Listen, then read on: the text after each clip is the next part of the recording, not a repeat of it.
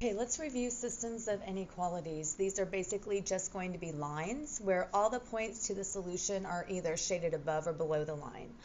What you need to remember, though, is a couple of things. First of all, number one, we are always going to put it in slope-intercept form.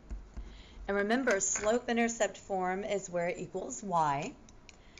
And remember, this constant right here, that is the y-intercept.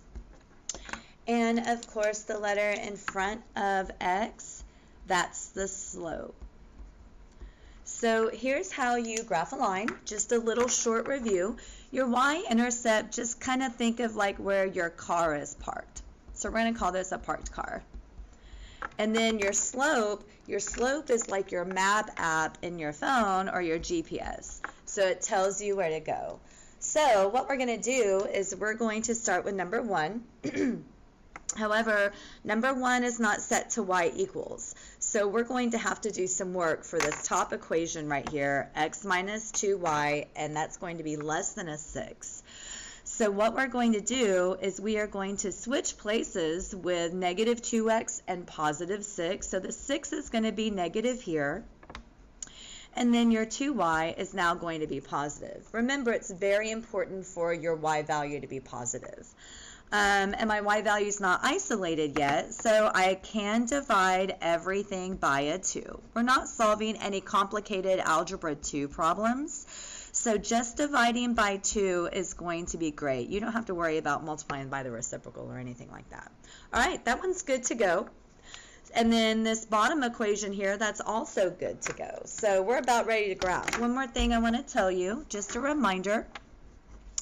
If you have less than or greater than without an equal sign, it's going to be a solid, it's going to be a solid line if it's part equal. Remember, if it's part equal, it's a solid line. I should have drawn a dashed line when they are not part equal. So please keep these two in your head. So when we have two equations here, guys, we're going to graph them both on the same grid.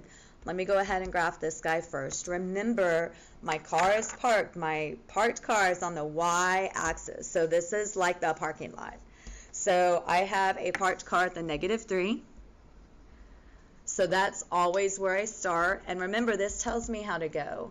And remember, this is rise over run. You deal with the top number first. The top number is a positive 1, so I'm going to go up 1. And then my bottom number is a 2. Whatever the bottom number is, you always move to the right. So I'm going to go up 1 over 2, up 1 over 2. Just going to put a few more dots here, up 1 over 2. Now remember, back to where my car was parked, I can go in reverse. So instead of going up 1, I can go down 1 over 2, and then the opposite of the right direction is the left direction. Okay, so that looks like that's enough points for me to graph the line. So I am going to use a straight edge. Guys, you got to use your straight edge or your ruler. Now, when I go to plot this, I double checked the sign. Since the sign's not part equal, remember it has to be dashed. All right, here we go. Just going to line up these points, and I'm just going to draw a dashed line, just like when I draw a directrix or an axis of symmetry. Remember, it has to be dashed. It cannot be solid. All right, so that's this line right here. Guys, I'm just going to label this here for our notes. So remember, it's y is greater than, so make sure you write the correct sign. It's open towards the y. And then this is 1/2 x minus 3. Okay, let's take a look at the next one. The next one is pretty easy because it's already in slope-intercept form. Actually, before I look at the next one, y'all, let's talk about this. Remember, that's not an equal sign. It's a greater than sign, which means I want my y values to be greater than the line. Look at your y-axis. Where are the y values greater than this line? It's above it. Now remember, I have another equation graph, so I'm not going to use my highlighter and shade all this yet. I just want to kind of remind myself this is where it would go. And I'm not going to just color the whole entire thing. I'm just going to kind of remind myself, if this was the only thing here, that's where the shading would be.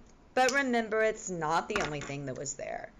All right, finally, let's go ahead and look at this bottom equation there. It is y is less than or equal to a negative 3/2 x plus 5. All right, I know it's going to be a solid line, so it's not going to be dashed like our first one. I have a negative slope, and I have my parked car at the positive 5.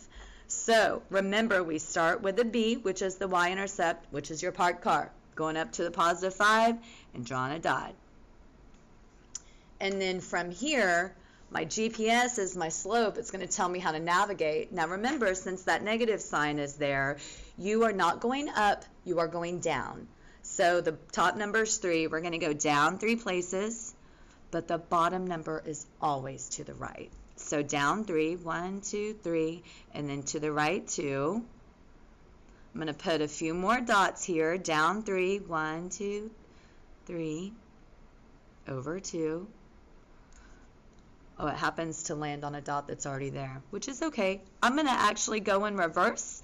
So instead of going down 3, I'm going to go up 3, 1, 2, 3, and then to the left 2, 1, 2. All right, now remember, this is part equals, so when you draw your line on this, it's not dashed. Make a continuous solid line.